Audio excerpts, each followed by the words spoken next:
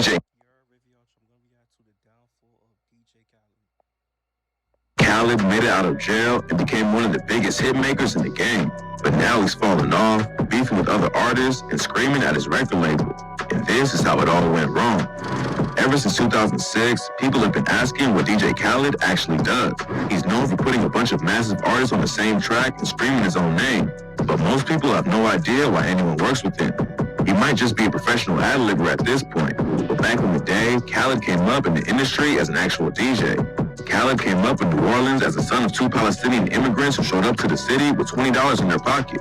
They sold clothes out of a van to afford food, and Khaled watched them hustle 7 days a week just to provide for the family. He was always into music as a kid, and after they moved to Orlando, Florida, he started DJing in their garage. Khaled was trying to make a name for himself in the local scene, but his family took a major loss when they were robbed around the same time. Khaled's parents had to move back to New Orleans while he stayed in Orlando and kept grinding. He picked up a few DJ sets at local clubs and even sold a couple of beats, but his pockets were still empty. In his book, The Keys, Khaled said he was just a kid and was always getting evicted.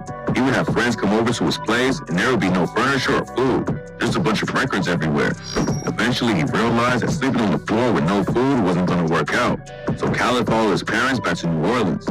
Moving back in with your parents usually isn't a win, but going back to New Orleans is what turned Khaled into one of the biggest names in the industry. Khaled had to work in a restaurant to get by, but he also got a job at a shop called Odyssey Records, and that's where everything changed. While he was in the record shop, Khaled was able to meet some of the dudes who would launch his career later, like Birdman and Lil Wayne. After spending a year back in his hometown, Khaled won 5K in a DJ contest and moved out to Orlando again. He finally had some momentum going, but then Khaled caught some heat with the police and had to leave town again. Khaled has never been a street dude. He hustled hard to get his money up, but was never active in the trenches. That didn't stop him from breaking the law, though. Back in Orlando, he kept getting pulled over for driving with a suspended license, and eventually it landed him in jail for a month. A month behind bars isn't a lot compared to some of the rappers he's homies with, but it was enough to make Khaled realize he never wanted to go back. When he got out of jail, Khaled packed up again and moved to Miami with no money left in his pockets. He would DJ at small clubs, but back then he was living out of his car because the money still wasn't coming in. Not long after, Khaled got a job as a DJ for a private studio and started sleeping there. DJ Khaled had been working for years, and it was all starting to pay off. He was getting better DJ gigs, traveling around handing out CDs full of beats, and linking up with every artist he could. Khaled finally got his own radio show in 2003, and around the same time, he got close with Fat Joe and joined his Terror Squad crew. But Khaled had bigger plans than just being part of a group. And in 2006, he dropped his debut solo album. He produced a few of the tracks on the record, but it was clear from the jump that Khaled's real skill was getting other people to jump on his songs. He had features from Kanye, John Legend. He's known for doing that, getting mad rappers on his song. You know, the rappers started doing all the work. You know, all DJ Khaled had to say is DJ Khaled and all that shit. Feel me? Lil Wayne, T.I., and way more. Khaled doesn't rap or sing at all, but the features and buzz around the album made it debut at number 12 on the Billboard 200. He followed it up. That's gonna boost his shit up, you know? Feel me? next year with the album We the Best and debuted at number 8. Critics were already clowning him for just yelling his name on songs while his homies in the rap game carried the tracks. But obviously, fans didn't care because Khaled was popping off without doing any of the hard work. In 2011, he went double platinum with the track All I Do Is Win, then scored his first top 10 hit when he linked up with Drake for I'm On One. The song also earned Khaled his first Grammy nomination. That song was fire. I ain't gonna hold you, no funny shit. Like, I'm on one. I'm on one.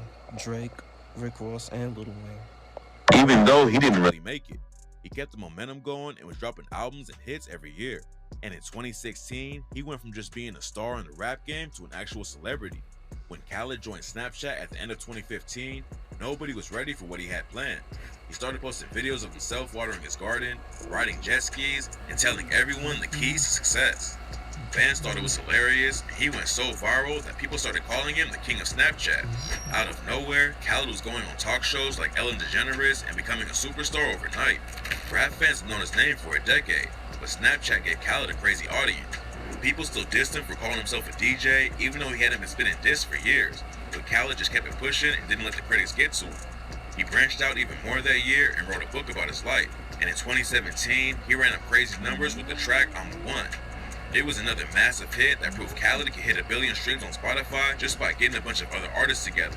And at that point, it looked like nothing was going to slow him down. But right after Khaled hit a new level of fame, the situation started to fall apart. Besides rap money, Khaled has always been looking for other ways to keep his pockets up. He wrote a book, started a furniture business called We the Best Home, and even picked up a few acting jobs too. But in 2018, the hustle came back to haunt him. Khaled started promoting a cryptocurrency from a company called Tech Inc. And in May 2018, the people running it were indicted for fraud. A few months later, the news broke that they paid Khaled $50K to promote their coin on social media, and he never told his followers about the cash he was getting. Floyd Mayweather got taken down in the same case, and both of them ended up having to pay $750K to the SEC. Khaled didn't just lose way more racks than he earned. The SEC also forced him to not promote any other cryptocurrencies for the next 2 years. Khaled got dragged online for lying to his fans, but what went down in 2019 made him look way worse. Khaled's whole image is about being the best. His second album was called We the Best. His fifth album was called We the Best Forever, and his label is called We the Best Music Group. So when Tyler the Creator beat him for the #1 Billboard spot in 2019, Khaled took the situation personally. Tyler the Creator has had a wild career ever since the Odd Future days, but he was never dropping hits back to back like Khaled. He was always into making less mainstream music, and a lot of people think his album Igor was the weirdest one yet. That's why Khaled and other artists were shocked when Tyler took the top spot when both their albums dropped in 2019. Khaled tried to bundle his album with energy drink sales to boost his numbers, but Billboard decided that they didn't count, so he ended up at #2 behind Tyler. And after the numbers came out, Khaled took shots at him on IG. He ended up deleting the video later, but Khaled said, I make albums so people can play it, and you actually hear it. It's called great music.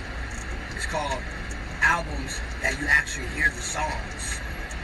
Not no mysterious shit and you never hear it. Khaled had an insane list of features on his album. Jay-Z, Beyonce, Justin Bieber, Cardi B, Lil Baby, and way more. But he still couldn't beat Tyler's number. Mad big artists, bro. And According to sources close to the situation, he ended up taking it all out on his label, Epic Records. Apparently, after the numbers were released, Khaled rolled into Epic's offices with his crew and started screaming at people. One person told Page 6 he was furious. There was some nasty stuff said. Publicly, he's all about positivity, but there's a mean side to him that people don't see. A couple of years later, Tyler the Creator told Hot 97 It was just watching a man die inside because the weirdo was winning. and after he won a Grammy for Igor, Tyler hopped online and took a shot at Khaled when he tweeted, "Mysterious music, ha!" For a long time, it seemed like Khaled's career was untouchable, even though critics and rap fans were always clowning him. He would just link up with the hottest artists in the world and drop another hit, and for a while, it always worked. But after the Tyler situation, it looks like his numbers might never be the same. He's had a couple of big songs since then, but his last album only had one track that broke 100 mil on Spotify. That's still a lot of plays, but it was a collab between Drake and Lil Baby, so it was always gonna do numbers.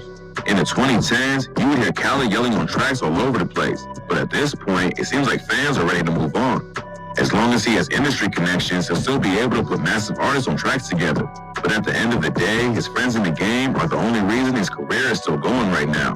Maybe he'll switch it up and start making his own music again like he did back in the day.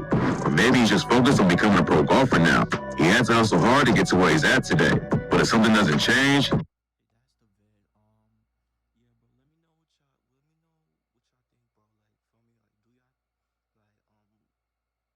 Comment down below what is your favorite DJ Khaled song, bro, of all time. Comment down below. Alright, make sure you like, comment, subscribe. None of the vibes. Whoever you're checking out, you are.